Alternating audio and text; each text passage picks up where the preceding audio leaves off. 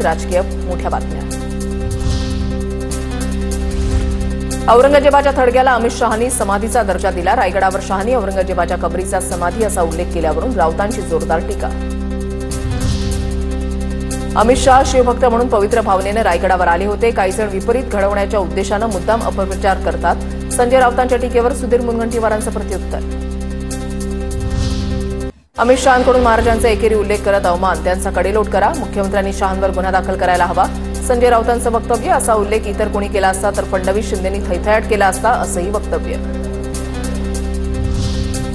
तर कडेलोट सारख्या शब्दांचा वापर राजकारणामध्ये करू नये, असा वापर छोट्या मनाचा छोटा माणूसच करेल। राऊतांच्या टीकेवर सुधीर मुनगंटीवार यांची प्रतिक्रिया। छत्रपती शिवरायांचा अवमान करणाऱ्यांचा कडेलोट केला पाहिजे। रायगडावरच्या शिवपुण्यतिथीच्या कार्यक्रमात मुख्यमंत्री फडणवीसांनी केलं होतं वक्तव्य। महाराष्ट्र लुटण्याची भाजपची मानसिकता, महाराष्ट्रावर चालून आलेल्याला या मातीमध्ये गाडलं, काहींना ती समाधी वाटते। आदित्य ठाकरेंची शहांच्या वक्तव्यावर टीका। एकनाथ शिंदेंची अमित शहांसोबत सह्याद्री अतिथीगृहावर तासभर चर्चा। निधी वाटपाबाबत चर्चा झाल्याची सूत्रांची माहिती। तुमच्या योगदानाकडे दुर्लक्ष करता येणार नाही, शहांकडूनही शिंदेंना सकारात्मक प्रतिसाद।